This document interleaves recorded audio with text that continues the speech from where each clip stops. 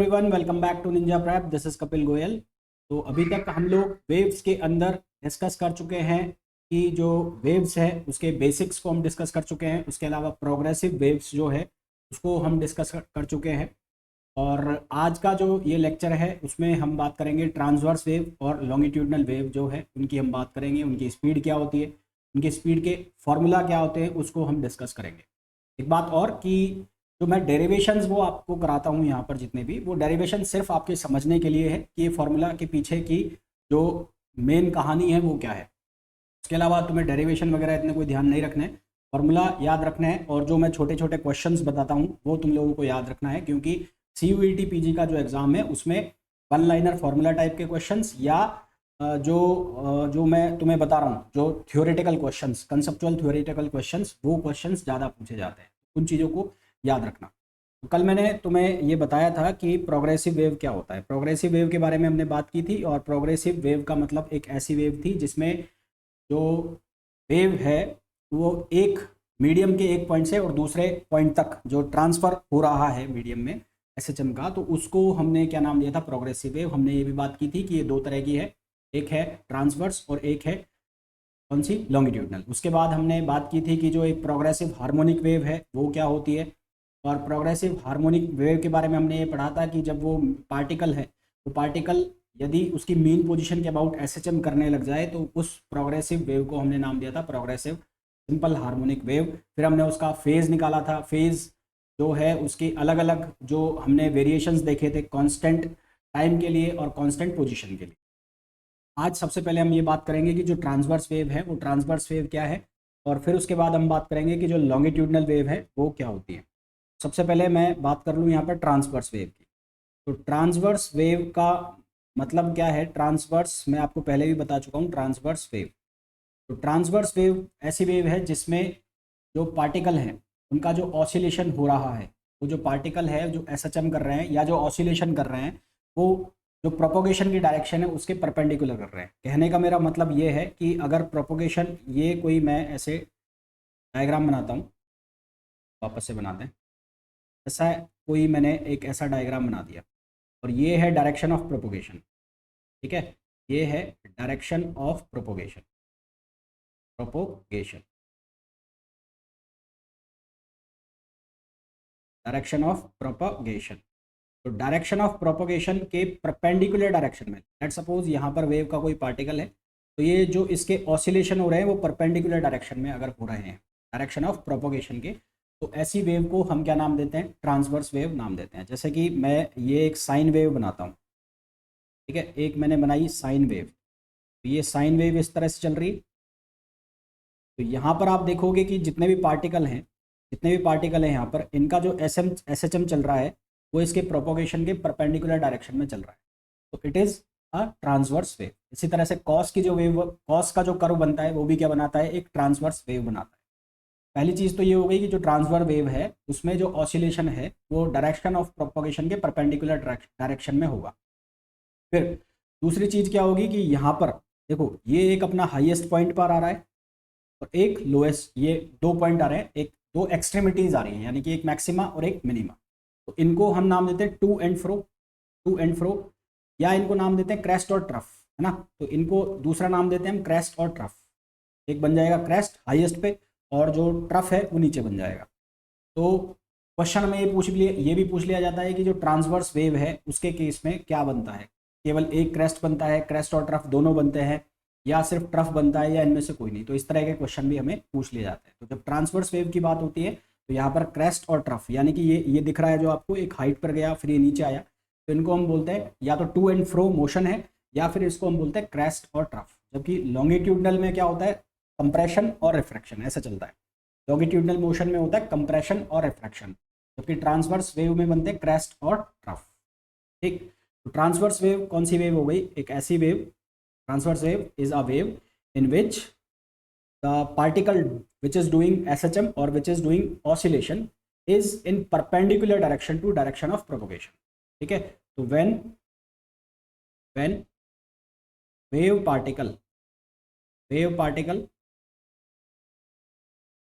doing oscillation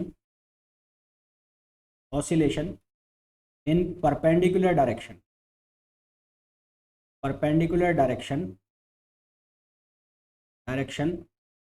to the direction of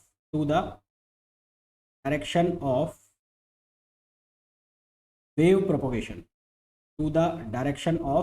propagation, then the wave is known as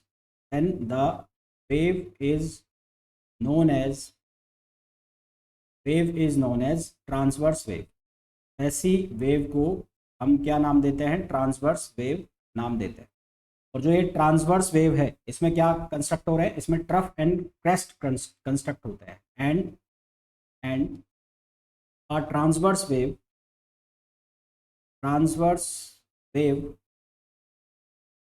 has crest and trough. इस transverse wave के अंदर crest भी होते हैं और ट्रफ भी होता है। ये तो बात हो गई ट्रांसवर्स वेव की। फिर मैं बात करूंगा स्पीड ऑफ ट्रांसवर्स वेव। पहले तो मैं डायरेक्ट फॉर्मूला आपको बताता हूँ speed of transverse wave in a stretched string, और उसके बाद हम स्पीड ऑफ ट्रांसवर्स वेव की बात करेंगे इन सॉलिड। पहली चीज तो क्या है? Speed of transverse wave in a string. इसका अभी मैं डायरेक्ट फॉर्मूला लिख रहा हूँ और फिर इसको हम आगे डेरिवेशन भी देखेंगे कि ये लिखा कैसे मैंने। स्ट्रिंग, तो एक स्ट्रिंग के अंदर अभी हम बात करने वाले हैं इसकी ट्रांसवर्स वेव की। तो स्ट्रिंग के अंदर अगर मैं ट्रांसवर्स वेव की बात करूं स्पीड की, तो इसका फॉर्मूला हम लिखते हैं v equals to T over mu, है ना। जहां v क्या है? v है speed of transverse wave. t का मतलब क्या है? टेंशन और फोर्स इन स्ट्रिंग। और म्यू का मतलब क्या है? Linear mass density. यहाँ पर जो ये मैं बोल रहा हूँ नोटेशंस के बारे में, ये आपको याद रखने ज़रूरी है। टी का मतलब क्या है? टी का मतलब है टेंशन इन स्ट्रिंग, इसको आप फोर्स इन स्ट्रिंग भी बोल सकते हो। और म्यू का मतलब क्या है? लीनियर मास डेंसिटी, यानी कि इसको आप ऐसे बोलोगे, कैसे बोलोगे? मास पर यूनिट लेंथ। यानी कि ये जो म्यू लिखा हुआ है ये मास नहीं है, ये है मास पर यूनिट लेंथ। यानी कि मास को डिवाइड कर रखा है किसके साथ? लेंथ के साथ। ये फॉर्मूला कैसे आया इसको भी मैं आगे ड्राइव कराऊंगा। परंतु जो वेलोसिटी है वो किससे बनी है? वो टेंशन से और म्यू से मिलकर बनी है। ऐसा क्यों है? क्योंकि हमने ये पढ़ा था कि जो भी मैकेनिकल वेव्स होंगी, तो मैकेनिकल वेव के कंस्ट्रक्शन के लिए मीडियम में 4 चीज़ें होनी ज़रूरी होती है। एक होता है इनर्शिया, एक होता है इलास्टिसिटी, एक होता है डेंसिटी, और एक होता है मिनिमम फ्रिक्शन। तो यहाँ पर जो इनर्शिया है उसका काम कौन कर रहा है? मास पर यूनिट लेंथ। और जो टेंशन है, टेंशन कहाँ से प्रोवाइड हो रही है? इलास्टिसिटी से, जैसे जिससे कि वो अपनी इनिशियल पोजीशन में वापस आएगा। तो ये तो बात हो गई speed of transverse wave in a string. ये जो फॉर्मूला है ये जितने भी स्ट्रिंग्स वाले केस होंगे, पियानो की स्ट्रिंग होगी, गिटार की स्ट्रिंग होगी, ये फॉर्मूला सभी के अंदर एप्लीकेबल होगा। दूसरा स्पीड ऑफ ट्रांसवर्स वेव का फॉर्मूला बनता है किसके केस में? जब हम सॉलिड की बात करते हैं। सेकंड जो इसका फॉर्मूला बनता है स्पीड ऑफ ट्रांसवर्स वेव, एक मिनट रुकना भाई, मैं अभी इसका एक बार डेरिवेशन करा ही देता हूँ यहाँ पर, उसके बाद हम बढ़ते हैं। तो velocity of wave on string, मैं डेरिवेशन अभी करा देता हूँ। यहाँ पर आपको एक रस्सी दिख रही है और रस्सी को मैंने ऐसे प्लग कर दिया या ऐसे मैंने खींच दिया। जैसे जिम में जाते हैं ना, तो जिम में जाते हैं तो ऐसे खींचते हैं तो वो ऐसे एक पल्स बनती हुई दिखाई देती है। तो एक पल्स मैंने यहाँ पर बना के दिखाई है। अब ये जो पल्स है इसको मैंने बाहर निकाल लिया और ये पल्स यहाँ पर शो हो रही है। अब क्योंकि ये पल्स एक रस्सी में बनी है, एक स्ट्रिंग के अंदर बनी है, तो इसके अंदर टेंशन होगी। हम ये मान के चलते हैं कि जो स्ट्रिंग है वो इनएक्सटेंसिबल है। अगर वो इनएक्सटेंसिबल है तो उसके अंदर जो टेंशन है वो हर जगह सेम होगी। हालांकि एक्चुअल में नहीं होती है, पर हम ये मान के चल रहे हैं कि उसके अंदर टेंशन सेम है। क्यों? क्योंकि मैंने एक पार्ट निकाला है पल्स, और पल्स एक बहुत बड़ी स्ट्रिंग का छोटा सा पार्ट है, तो इसलिए हमने ये मान लिया कि जो टेंशन है वो क्या है? सेम है। अब इस पल्स के ऐसे मैंने हिस्से निकाल दिए और ये बीच में एक मैंने आर्क कंस्ट्रक्ट कर लिया, ठीक है। और जब ये आर्क कंस्ट्रक्ट कर लिया तो मैं यहाँ से आर्क का सेंटर भी बनाऊंगा। तो यहाँ पर मैंने बनाया आर्क का सेंटर और ये हो गई रेडियस, आर्क की रेडियस। एक चीज़ हमें पता है, अगर मेरे को आर्क लेंथ निकालना है तो आर्क लेंथ कैसे निकालते हैं? आर्क लेंथ निकालते हैं हम angle into radius. Arc length को हम कैसे निकालते हैं? Angle into radius. उससे हम क्या निकाल लेते हैं? Arc length. तो आर्क लेंथ जो हो जाएगी हमारे पास वो कितनी हो जाएगी, वो हो जाएगी R D theta. Arc length जो हमारे पास हो जाएगी वो कितनी हो जाएगी, आर डी थीटा। खैर उसके बारे में हम बाद में बात करेंगे। अब ये जो टेंशन है यहाँ पर, टेंशन, ये टेंशन आया है ऐसे, तो टेंशन दो पार्ट में टूट गया भाई। कोई भी चीज़ जब किसी के साथ एंगल बनाएगी, ये यहाँ पर मान लो ऐसा टेंशन है और इसके साथ इसने ऐसे एंगल बनाया हुआ है, इसके दो कंपोनेंट होंगे, एक होगा टी कॉस थीटा और ऐसे एक परपेंडिकुलर जाएगा, वो कितना जाएगा, टी साइन थीटा। सेम कहानी यहाँ पर है, ये एंगल अगर डेल्टा थीटा है तो यहाँ पर भी डेल्टा थीटा हो गया। एक कंपोनेंट तो ये हो गया टी कॉस डेल्टा थीटा और एक परपेंडिकुलर चला गया, ये परपेंडिकुलर जाएगा ऐसा, जिसको मैंने यहाँ दिखा दिया, तो ये कितना हो गया, T sine delta theta. Same कहानी यहाँ पर है। तो यहाँ पर आपको देखने को मिल रहा है हॉरिजॉन्टल डायरेक्शन में ये टी कॉस थीटा और ये टी कॉस थीटा एक दूसरे को क्या कर देंगे, कैंसिल आउट कर देंगे। ठीक है, तो for horizontal direction, horizontal direction के लिए क्या होगा कि समेशन ऑफ, जब आप एफ एक्स लगाओगे यानी कि आप इक्विलिब्रियम की कंडीशन लगाओगे कि एक्स डायरेक्शन में नेट फोर्स जीरो के बराबर होना चाहिए, तो वो हो भी रहा है। वो कैसे रहा है कि एक टी कॉस डेल थीटा वो पॉजिटिव डायरेक्शन में और एक टी कॉस डेल थीटा वो नेगेटिव डायरेक्शन में, तो टोटल वैल्यू क्या हो गई, जीरो। तो ये तो किसकी बात हो गई, ये बात हो गई हॉरिजॉन्टल डायरेक्शन। वर्टिकल डायरेक्शन में अगर बात करें, इसमें बात करें वर्टिकल डायरेक्शन में, देखो यहाँ पर जब मैं देख रहा हूँ, इसको ऐसे देख रहा हूँ, तो मेरे को क्या दिख रहा है कि जो ये पल्स है, दो तरह से इसको देखें। यदि पल्स को मैं ग्राउंड से देखूं, ग्राउंड से मेरे को क्या दिखेगा, पल्स अपनी जगह पर दिखेगी रेस्ट में। जबकि पल्स के ऊपर बैठ के देखें, यानी कि कोई ऑब्जर्वर है उसको पल्स के ऊपर बैठा दे, तो उसको क्या दिखेगा, पल्स किधर की तरफ जा रही है, पीछे की तरफ जा रही है भाई, वो आगे चलती जाएगी और ये पीछे की तरफ छूटती जा रही है, यानी कि उसको वेलोसिटी किधर की तरफ दिखाई देगी, पीछे की तरफ, पीछे की तरफ वेलोसिटी दिखाई देगी। फिर दूसरी चीज़ हमने पढ़ी है कि कोई भी चीज़ जब सर्कुलर मोशन करने की कोशिश करती है तो उसके ऊपर एक फोर्स लगता है, किधर की तरफ, उसके सेंटर की तरफ, और जो सेंटर की तरफ फोर्स लगता है उसको हम क्या नाम देते हैं, सेंट्रीपिटल फोर्स। तो वर्टिकल डायरेक्शन में यहाँ पर फोर्स हो गया, कौन सा फोर्स हो गया, centripetal force.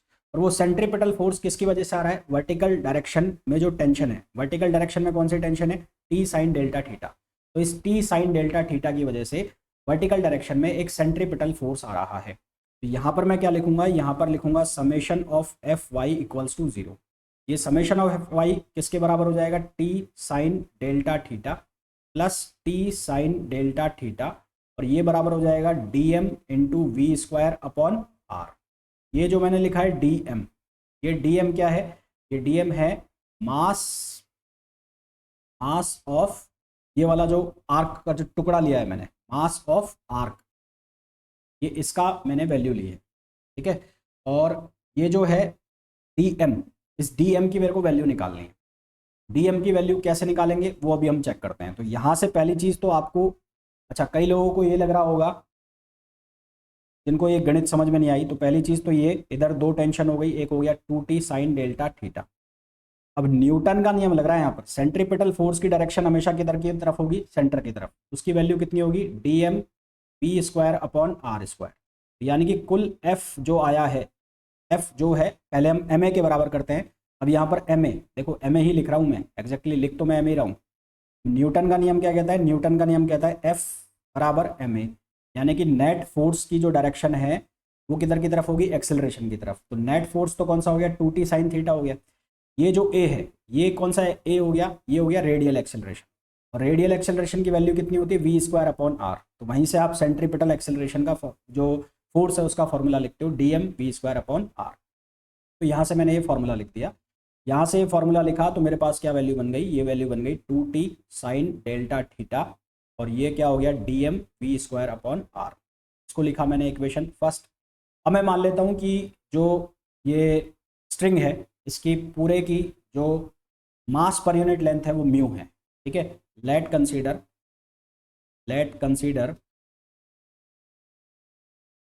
Mass per unit length, mass per unit length of string, ये कितना हो जाएगा, ये हो जाएगा म्यू, ऐसा हमने मान लिया। तो म्यू बराबर क्या होता है, मास पर यूनिट लेंथ। तो अगर मेरे को मास चाहिए तो म्यू को किससे मल्टीप्लाई करना पड़ेगा, लेंथ से मल्टीप्लाई करना पड़ेगा। देयरफॉर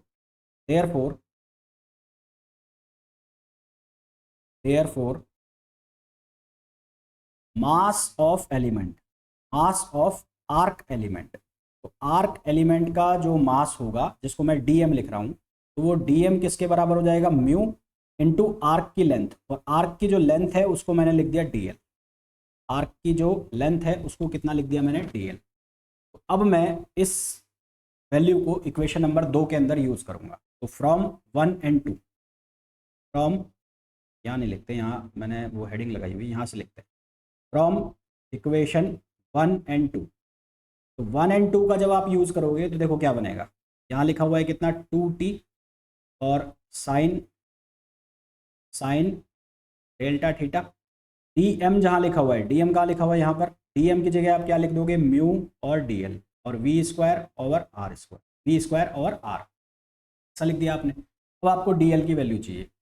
डीएल क्या है भैया, डीएल ये आर्क है, डीएल ये आर्क है यहाँ से, और यहाँ तक की जो लेंथ है वो क्या है, डीएल है, और ये बन रहा है आर्क, ये पूरा बन रहा है आर्क, ये इसकी रेडियस है, और ये पूरा कंप्लीट एंगल जो है ये हो गया 2 डेल्टा थीटा। इसका मतलब जो ये वैल्यू होगी डीएल की, ये डीएल की वैल्यू किसके बराबर होगी, आर, 2r डेल्टा थीटा, इसके बराबर होगी 2r डेल्टा थीटा। ये वाली वैल्यू हम यहाँ पर सब्स्टिट्यूट कर देंगे।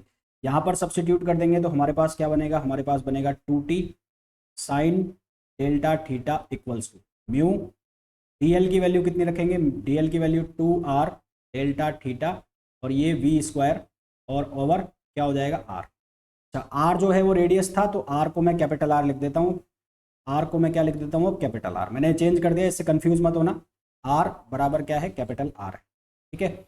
अच्छा, अब अगर एंगल छोटा हो तो साइन थीटा को क्या लिख सकते हैं, थीटा लिख सकते हैं। तो if angle is small, small, then उस केस में हम साइन डेल्टा थीटा को क्या लिख सकते हैं, डेल्टा थीटा लिख सकते हैं। मैं यहाँ पर यही चेंज करने जा रहा हूँ। अब 2 साइन डेल्टा थीटा को मैं क्या लिख दूंगा, डेल्टा थीटा। ये किसके बराबर हो जाएगा, म्यू इंटू 2r, और डेल्टा थीटा वी स्क्वायर, और अपॉन ये आर। देखो क्या क्या कैंसिल आउट हो रहा है, ये डेल्टा थीटा से ये डेल्टा थीटा खत्म, ये 2 से ये 2 खत्म, ये आर से ये आर खत्म। तो यहाँ से फॉर्मूला क्या बन गया, V square equals to T over mu, जिसको आप फर्दर सिंप्लीफाई करोगे तो v की वैल्यू किसके बराबर आ गई, t अपॉन म्यू। ये मैंने यही फॉर्मूला लिखा है आगे, और यही आपको याद करना है। डेरिवेशन आपको समझ में आता है तो बहुत अच्छी बात है, नहीं तो ऐसा कोई दिक्कत है नहीं। तो ये हो गई speed of transverse wave in a string. कैसे आती है वो भी मैंने आपको बता दिया। अगर आपके कोई सेमेस्टर एग्जाम वगैरह आने वाले हैं तो उनमें आपको लोगों के लिए काफ़ी यूजफुल रहेगा, ठीक है। तो एक फॉर्मूला तो ये हो गया। अब स्पीड ऑफ ट्रांसवर्स वेव हम देख लेते हैं सॉलिड में। तो speed of transverse wave, speed of transverse wave in a solid. तो अब सॉलिड के अंदर हम ट्रांसवर्स वेव की क्या निकाल रहे हैं, स्पीड निकाल रहे हैं। तो सॉलिड के अंदर जो ट्रांसवर्स वेव है उसका फॉर्मूला लिखा जाता है v इक्वल्स टू, मैं डायरेक्ट फॉर्मूला लिख रहा हूँ अब, इसको लिखा जाता है नीटा अपॉन रो। ये जो नीटा लिखा है इसको आप ई भी लिख सकते हो, और इसकी जगह क्या लिख सकते हो, ई ना। ये नीटा और ई जो लिखा है ये, और ये जो लिखा है ई, इसका मतलब है इलास्टिसिटी। इसका मतलब क्या है, इलास्टिसिटी। और जो ये रो लिखा है, रो का मतलब है डेंसिटी, ठीक है। ये जो रो लिखा है, इस रो का मतलब है डेंसिटी, मतलब मास पर यूनिट वॉल्यूम। तो ये जो फॉर्मूला है एग्जैक्टली ये फॉर्मूला, और ई अपॉन रो, ये फॉर्मूला है ट्रांसवर्स वेव का, इसके अंदर सॉलिड के अंदर, ठीक है। ये जो ट्रांसवर्स वेव के सॉलिड के हमने फॉर्मूले लिखे, ये वैलिड होते हैं रोप के लिए, स्ट्रिंग के लिए, वायर के लिए, वायर ऑफ गिटार के लिए।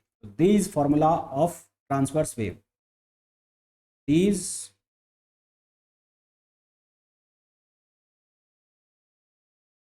these formulas of transverse wave is applicable for rope, string, wire और wire of guitar, wire of guitar. तो इन सब केस में अगर ये आपको लिखा है क्वेश्चन ना। तो यहाँ पर आपको यही फॉर्मूला लगाने हैं, कौन से, ट्रांसवर्स वेव वाले। तो ये तो बात हो गई किसकी, ट्रांसवर्स वेव की।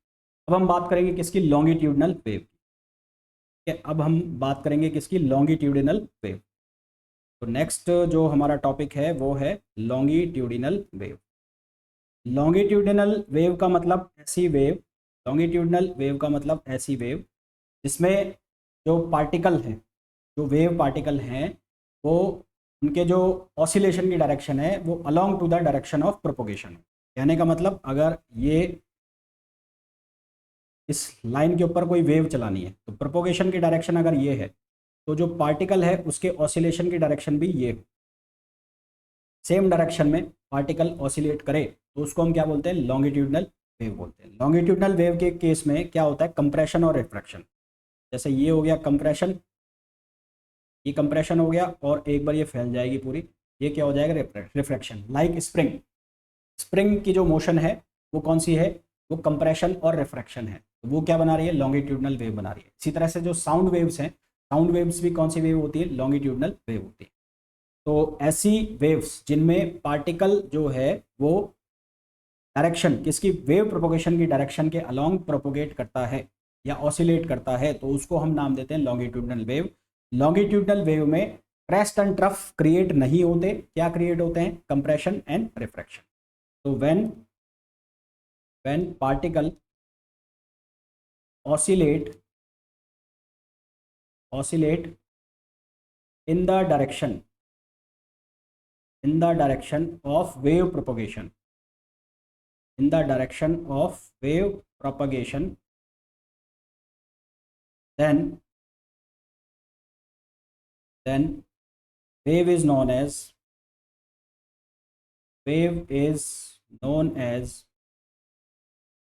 longitudinal wave। तो वेव को हम क्या नाम देते हैं, लॉन्गिट्यूडनल वेव नाम देते हैं। इसके अंदर क्या बनेगा, कंप्रेशन एंड रिफ्रैक्शन।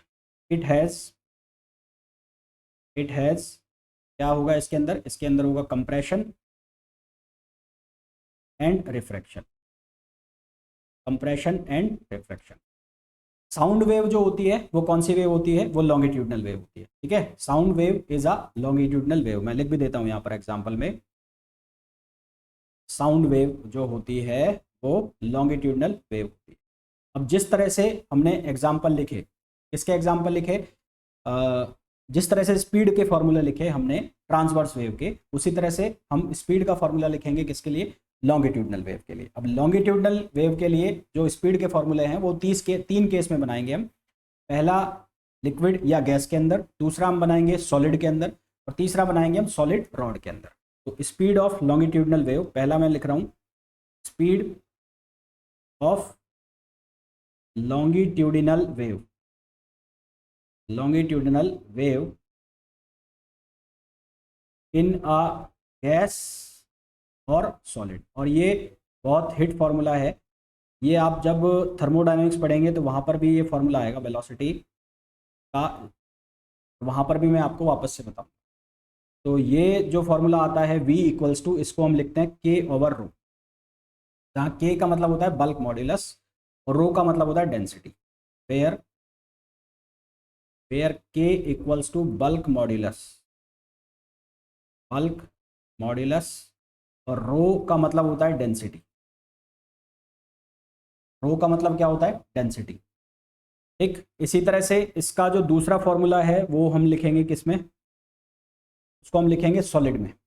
ठीक है, तो स्पीड ऑफ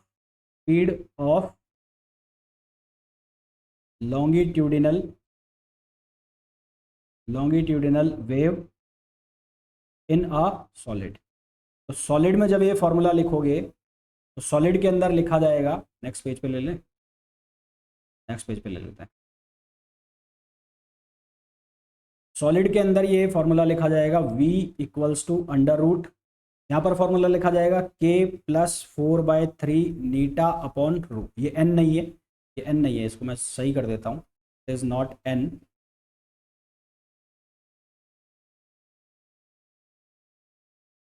अरे भाई,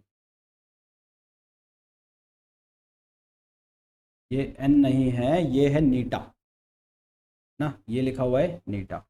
यहाँ पर जो के है बल्क मॉड्यूलस, बल्क मॉड्यूलस। ईटा है, ईटा जो है modulus of rigidity, modulus of rigidity. और रो जो है रो, वो क्या है, डेंसिटी। रो का मतलब क्या है, डेंसिटी, यानी कि मास पर यूनिट वॉल्यूम। तो ये फॉर्मूला हो गया किसके केस में, सॉलिड के केस में। अब एक और फॉर्मूला आता है इसका, वो आता है सॉलिड रॉड के केस में। तो speed of longitudinal wave, speed of longitudinal wave in a solid rod, speed of longitudinal wave in a solid rod। तो सॉलिड रॉड के केस में जो फॉर्मूला लिखोगे तो यहाँ लिखोगे v equals to under root gamma. इसको गामा भी लिख सकते हैं, इसको y भी लिख सकते हैं, इसको e भी लिख सकते हैं, है ना। मैं इसको y लिख देता हूँ, y upon rho, y upon rho. तो ये जो y है, ये वाला y अब मैंने यहाँ लिखा है, इसका मतलब क्या है, यंग मॉड्यूलस, यंग मॉड्यूलस। कई जगह आपको ये ई से भी देखने को मिलेगा, यानी कि इलास्टिसिटी। और रो का मतलब क्या होगा, डेंसिटी। रो का मतलब क्या होगा, डेंसिटी होगा। तो ये तीन फॉर्मूला हैं जो आपको अलग अलग केस में याद रखना है। ये तीनों ही फॉर्मूला आपसे पूछे भी जा सकते हैं। अब हम बात करेंगे स्पीड ऑफ साउंड की, क्योंकि जो साउंड वेव है वो भी लॉन्गिट्यूडनल वेव है। तो साउंड की वेव जो होती है ना, उसकी वेलोसिटी हम निकालेंगे। उसमें सबसे पहले हम बात करेंगे न्यूटन्स फार्मूला की, उसके बाद हम बात करेंगे लाप्लास करेक्शन की। तो स्पीड ऑफ साउंड, मैं बात कर रहा हूँ speed of sound. Speed of sound में सबसे पहले हम बात करेंगे न्यूटन्स फार्मूला, न्यूटन्स फार्मूला। तो न्यूटन ने ये कंसीडर किया कि जो साउंड है, जिस मीडियम में जिसमें प्रोपोगेशन हो रहा है, वो मीडियम जो है, वो जो कंडीशंस हैं वो आइसोथर्मल है, ठीक है। तो ये अज्यूम किया न्यूटन ने कि जो साउंड वेव है वो ट्रेवल थ्रू अ गैस, वो गैस से ट्रेवल कर रही है अंडर आइसोथर्मल कंडीशन। तो न्यूटन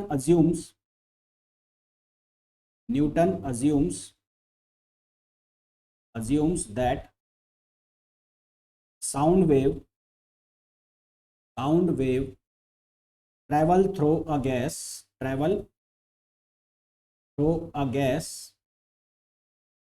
अंडर आइसोथर्मल कंडीशन। इसको, इस लाइन को मैं अंडरलाइन कर देता हूँ, अंडर आइसोथर्मल कंडीशन, ठीक है। आइसोथर्मल कंडीशन के अंदर जो वेव है उसका प्रोपोगेशन हो रहा है।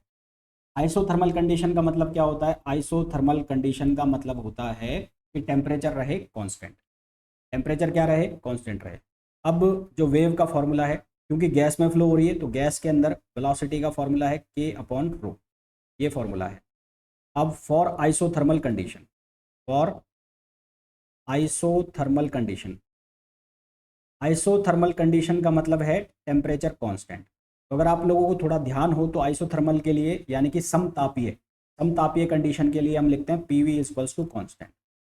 अब इसका मैं क्या करूंगा, पार्शियल डिफरेंशिएशन करूंगा। पार्शियल डिफरेंशिएशन करूंगा तो ये बनेगा PdV, और यहाँ से बनेगा VdP, और इक्वल्स टू ये आ जाएगा 0। तो यहाँ से अगर मैं वैल्यू बनाना चाहता हूँ PdV equals to minus VdP, तो अगर मैं dP अपॉन dV की वैल्यू बनाऊँ, dP अपॉन dV किसके बराबर बनेगा, minus P upon V।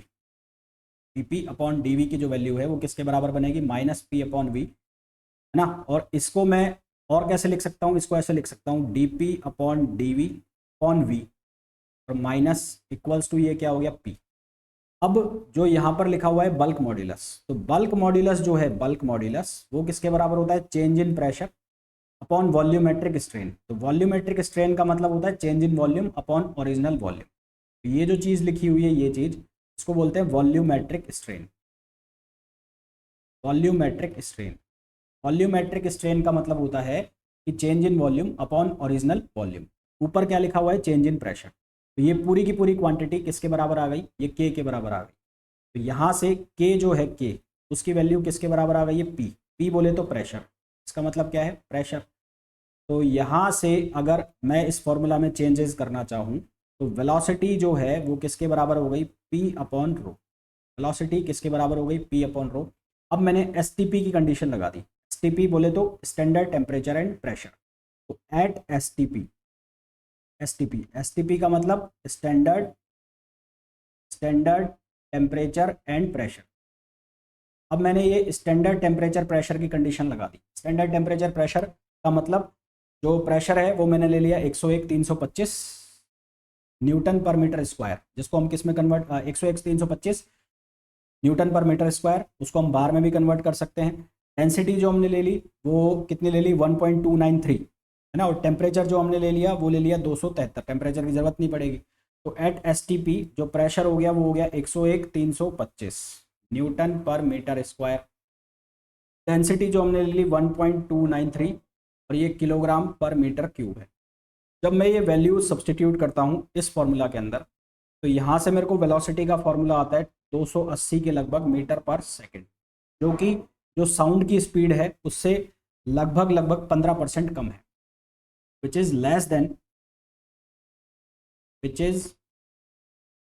Then the speed of sound, which is less than 15%, around 15%,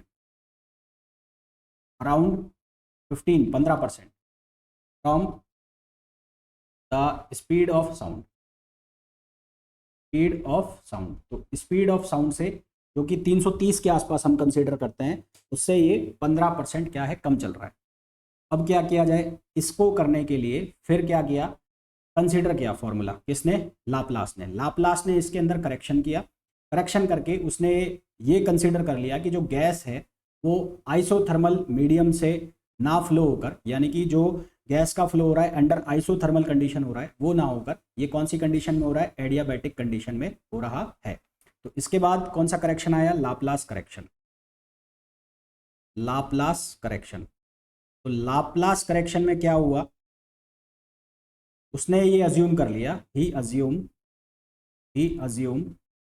that sound wave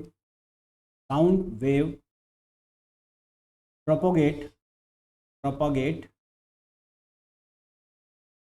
through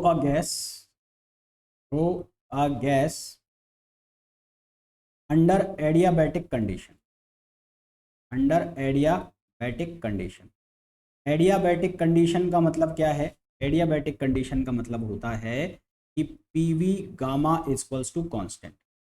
यहाँ पर जो ये गामा लिखा है, इस गामा को हम बोलते हैं एडियाबैटिक कांस्टेंट। ठीक है, इसको हम क्या बोलते हैं, एडियाबैटिक कांस्टेंट।